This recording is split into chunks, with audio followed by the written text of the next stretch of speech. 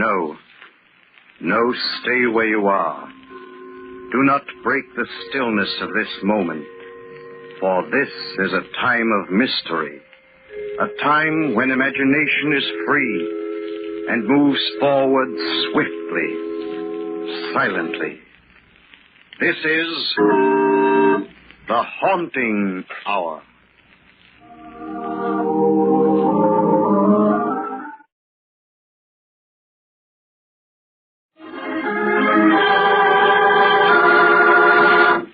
Death by request.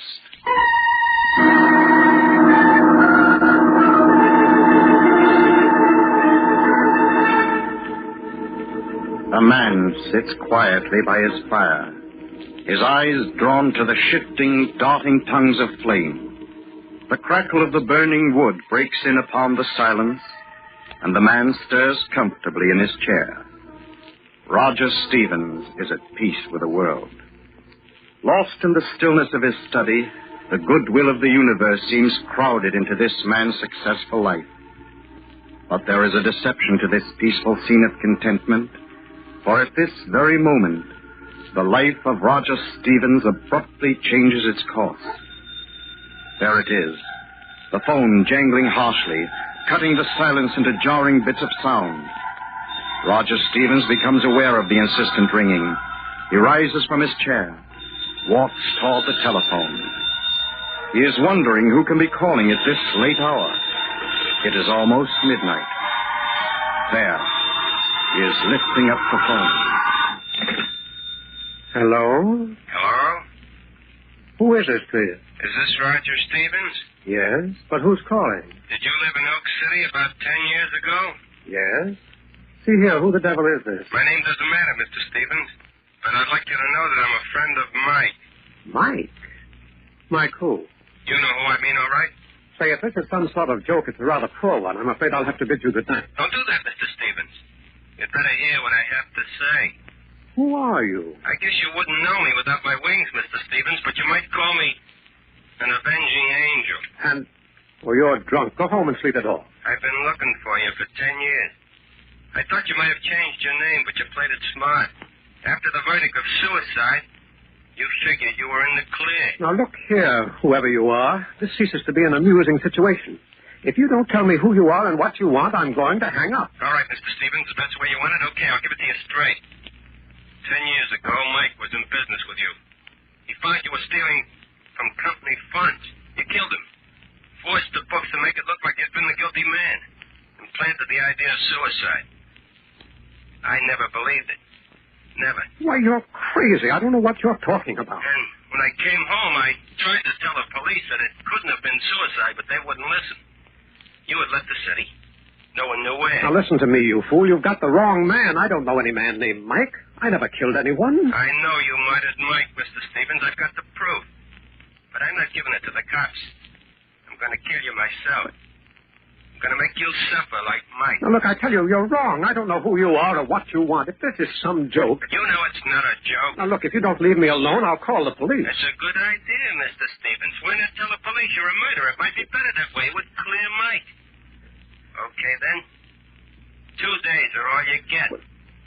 Confess the murder in 2 days. Or I'll kill you myself. Confess to what? I've done nothing. 2 days, Mr. Stevens. 2 days. Hello. Hello. Hello. Hello.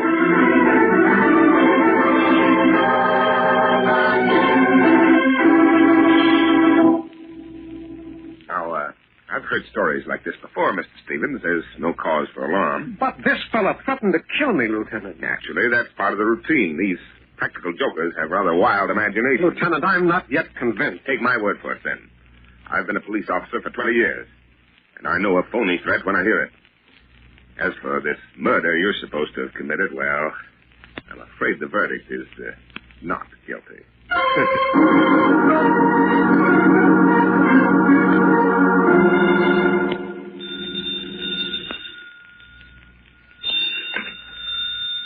Hello?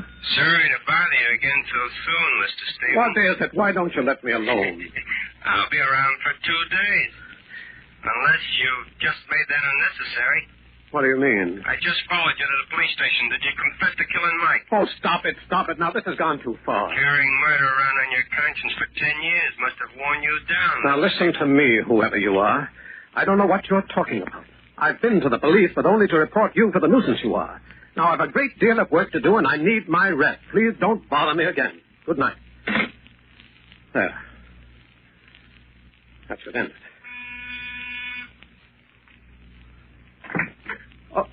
Oh, Walter. Come in. I'm glad to see you. Sorry to disturb you this late, Roger. But I noticed a light in your window as I was passing by. Say, you look rather drawn. Huh? Been reading a mystery or something? Worse than that, Walter. I've been in one. You what? Oh, well, that's wonderful. Here, let me sit down by the fire. Tell me all about it. It's not that amusing, Walter. Oh, I'm sorry, Roger. I didn't realize you were so upset.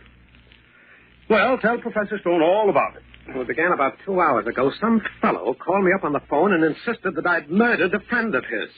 Roger, are you making this Oh, up? of course not. I told you it was incredible. This fellow, whoever he is, claimed that his friend used to be a partner of mine, that he supposedly committed suicide, but in reality, I'd killed him.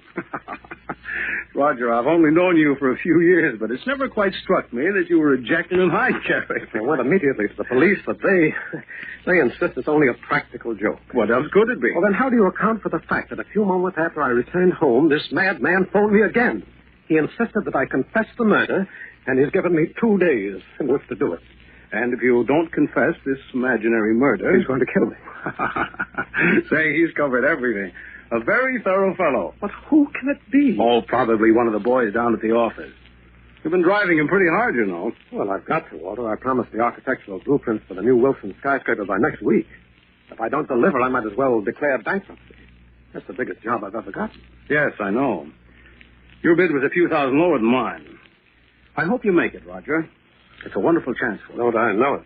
Everything was going along beautifully until this maniac began to bother me tonight. I'm worried about this. He must have me confused with someone else. Oh, forget about that, Roger. You've heard the last of him. Ah, there it is again. Shall I answer? No, I won't. Maybe it's someone else. At this time of night? Hello? I'm outside the house, waiting. Why don't you tell me who you are? Here, let me have it. Hello. Hello. There's no one on here. Hello. Hello. Hello. You're not hearing things, are you, Roger? Please, Walter, not from you. I couldn't stand it. Couldn't you recognize the voice? No, I can't. It's not familiar at all. I wonder why he left a wire when he heard my voice. Perhaps he knew you would have recognized it. Yes, that's probably it, Roger. Well, whoever it is, you'll be able to dress him down properly when you discover his identity. Then it'll be your turn to call him up all night long. If it were only as simple as that. If only... If only what, Roger? Oh, nothing, Walter, nothing. Well, I'll be getting along, Roger. You look as if you need some rest. I hope I can get it. Better see to it that you do. You have to be in shape for those Wilson building blueprints tomorrow. Somehow they seem unimportant now. Look here, Roger. You're letting this thing get the better of you. Now, hold on to yourself.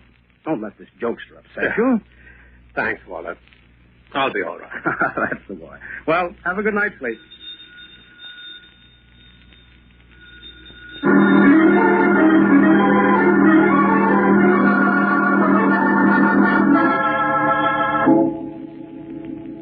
Well, it's about time you showed up, Stevens. I've been waiting here for you at my office for an hour. Well, I'm very sorry, Mr. Green. I came as quickly as I could. Do you have the blueprints for the Wilson building? Well, you know, it's quite an assignment, Mr. Green. I'm aware of that, Stevens. But your company promised those plans would be ready for me this week. I've got to start construction the day after tomorrow. Well, you'll have them, Mr. Green. I'm finishing them this evening at home. Very well, then. I'll expect the blueprints no later than to noon tomorrow. Well, they'll be ready. I promise you that. And if you fail, Stevens, you're through as an architect. I promise you that.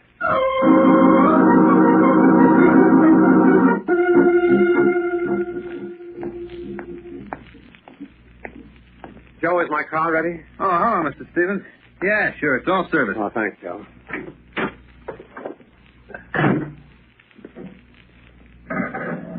Oh, say, Mr. Stevens, Yes, Joe. some fellow passed by and left this message for you. Who was he? I don't know. I never saw him before. All right, Joe. Thanks. Okay, Mr. Stevens.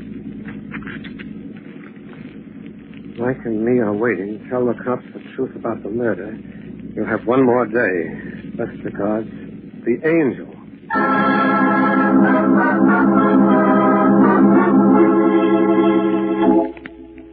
I've never heard of any criminal called the Angel. Well, this fellow's no ordinary crook, Lieutenant. He's got me confused with someone else, someone who really murdered his friend. We could check with the police of Oak City, but you don't even know the name of your hypothetical victim. Besides, it's obviously a hoax. You're a reputable citizen. But can't you trace this man by his note? Even a Ouija board couldn't help me with this, Mr. Stevens. It's printed, and there's no legitimate signature. Any man in this city could have written it. Well, isn't there anything you can do? Frankly, I don't think anything's necessary. I still feel this is nothing but the work of a practical joker. Look, can't you give me a police guard? Tell you what I'll do, Mr. Stevens. I'll post a man outside your house. That's the best I can do at the moment. Well, That's all I can do. what about the telephone call? I can't stop calls from coming through. But don't worry too much about that. Your angel is bound to get a wrong number sometime.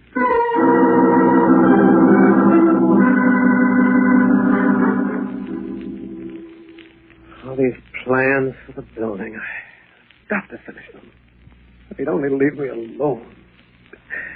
I can't think.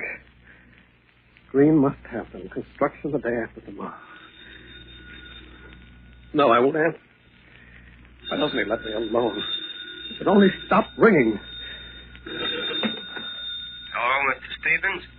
I've been waiting for you to pick up the phone. I know you're there. That's all right. You don't have to answer.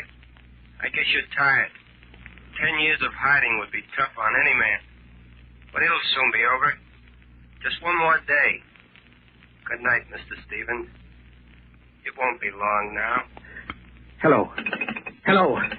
Yes, Mr. Stevens. Operator. Yes, sir. Quickly, trace that call that just came to my apartment. What was that, Mr. Stevens? I said trace that call I just got. I don't understand, sir. There hasn't been a call to your apartment for 2 hours.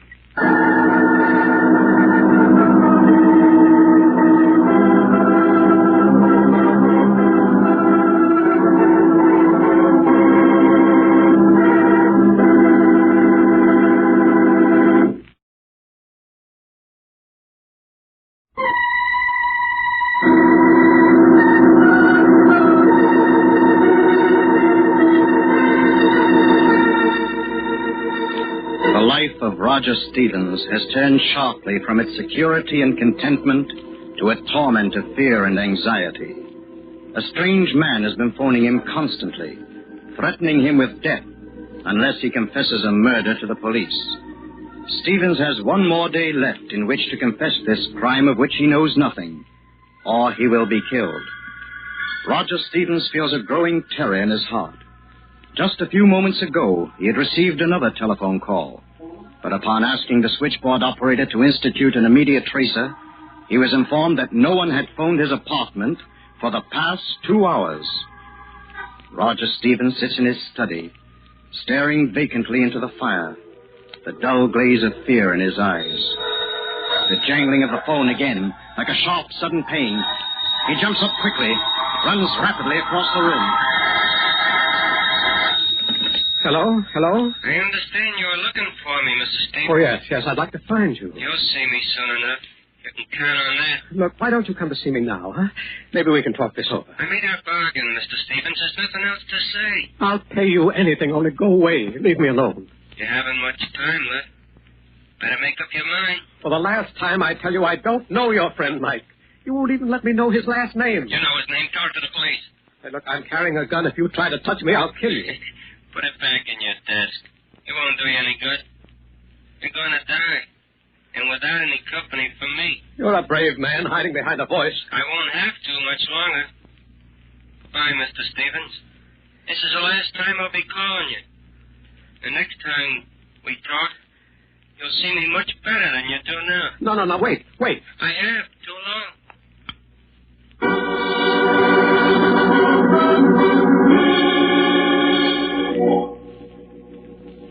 Yeah, I know, Mr. Stevens, but a private detective has other things to do besides running around looking for comedians. Mr. Harris, I'll pay you any price you want, but I must have your protection. Sorry, Mr. Stevens, but I can't take the case. But the man who's been calling me is a dangerous criminal. He's threatened to kill me. If he does, it'll be a joke on him. Oh, Oh, I'm sorry, but you see, I've heard so many similar cases to yours. How do you account for the telephone call to my apartment? Well, maybe the switchboard operator is in on the gag. Or maybe it's your imagination. It wasn't my imagination. There was such a call. Well, whoever your friend is, he's covered all the angles. Then will you help me? No, Mr. Stevens, I'm afraid I can't. It's not in my line. When you have a murder on your hands, look me up.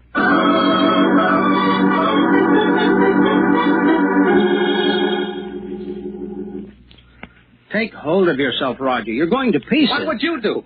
Somebody's threatened my life.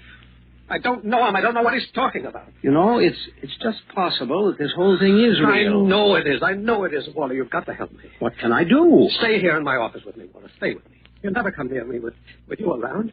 I can't do that, Roger. Oh, it's ridiculous. He wouldn't dare harm you. He's just trying to frighten you. I'm not sure. I don't know.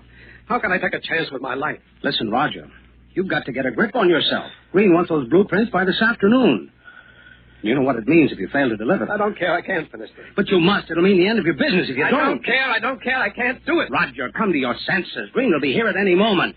Now, what did you tell him? Tell him just what I've told you. I'm giving up the plan. The Wilson building can be built by somebody else. You take it over. Are you sure of all this? Yes. You made up your mind? Yes. Good heavens. Leave me alone, will you? All right, Roger. You know what you want. You go over to my place and wait for me there. I'll speak to Green when he arrives. I can stay with you, Walter. Of course you can, Roger. Now, don't worry any more about those telephone calls. We'll fight this thing together. Thanks, Walter. You'll hurry, won't you? As soon as I can, Roger. Here, I'll walk to the elevator with you. He said I had until tonight. It'll probably end then. He's tired of the whole thing himself. Oh, if I could only be sure.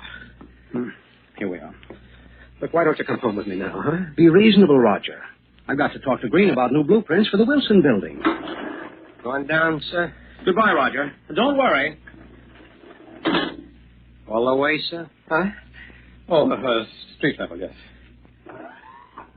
Say, you're new here, aren't you? Yes, Mr. Stevens.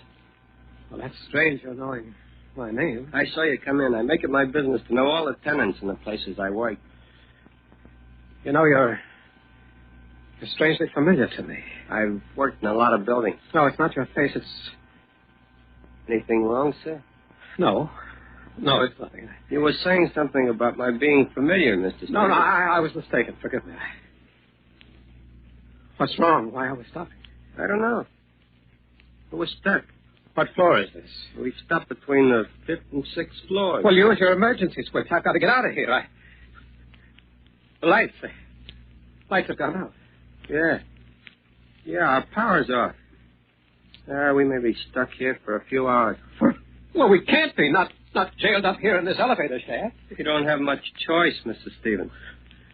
Hey, you better make yourself comfortable. Your voice. You're in the dark. There's something about it. Oh, is that what you recognize? No. There's just something about it. It's probably just my imagination. Well, Mr. Stevens? Yes.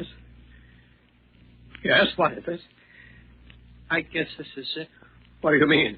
There comes a time in every man's life... No, stop that. No, don't come near me. When you pull your ideas together and think of how quickly the years have gone. No, please, no, don't touch me, please. Life just seems to slip through your fingers. No.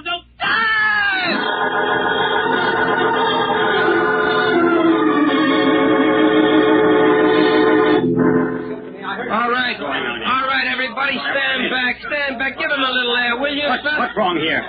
What happened to Mr. Stevens? The elevator got stuck in the shaft, sir. Mr. Stevens, well, he sort of went to pieces. Stevens, wake up, man.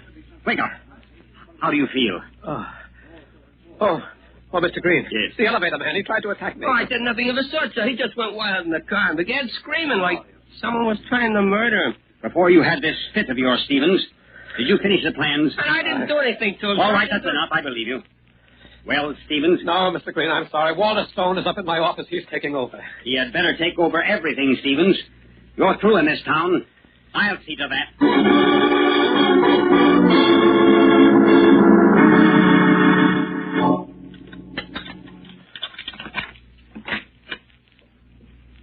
Hello, Roger. Oh, hello, Came Walter. home as quickly as I could. Old man Green was a bit of a problem. It took a lot of convincing that I could finish the plan. Don't talk to me about the blueprints. I'm not interested. Oh, what you need is a good rest. Go away and forget about this morbid joke. You still persist in calling it a joke, huh? I'm sorry, Roger. Walter, this is my last night. I haven't gone to the police to confess. I'm afraid. I'm terribly afraid. What happened to you in the elevator? Oh, I don't remember it too clearly. I thought the operator was the man who's been phoning me. I spoke to him on the way down in his car. He told me he was just talking to pass the time when you suddenly seemed to go crazy. Maybe I am.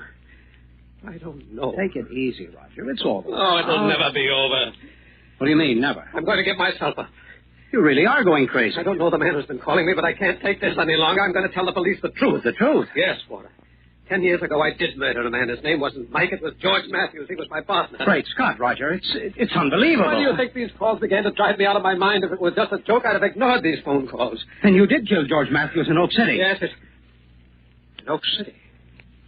How did you know it was Oak City?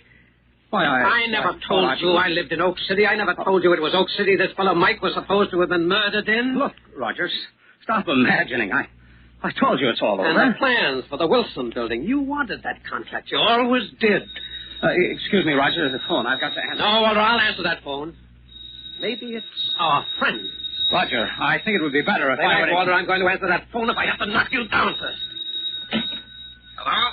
Hello? Yes? Well, I guess it's all finished, Mr. Stone. I understand you got the contract. Boy, you should have seen Stevens in the elevator. He almost went nuts. Would you mind repeating that? I said he almost... Wait. Who is this? Go on. What's the rest of it? Who is this? You're not Mr. Stone. He hung up. Roger, please, put that gun away, Roger. I once warned the voice over the phone that I carried a gun. Didn't he tell you? Put it away. Well, we can talk this out man to man. Yes, Walter, you made the same mistake I did. You were too greedy. It never works out. That call that the switchboard operator denied receiving, you planned that also, didn't you? I didn't know you'd killed a man, Roger. I asked the operator to say she hadn't received any calls, but it was all part of a harmless plan. It was all an accident. I just wanted to frighten you into not finishing the plans. I needed the contract. Walter, you've given me a brilliant idea. Stay away from me. Stay away. No, Roger. Well, please, it was only a joke. Glad you didn't get the last laugh. Roger. No.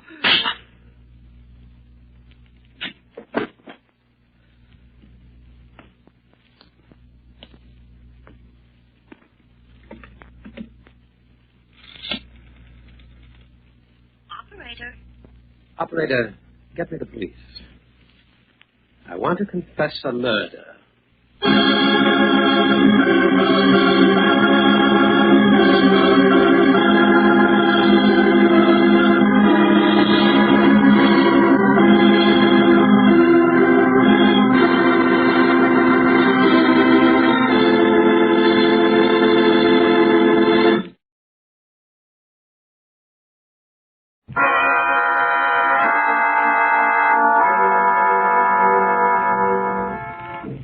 From shadows and stillness, mystery weaves a spell of strangest fascination, charging the mind with doubts and fears. For mystery is a strange companion, a living memory in the haunting hour.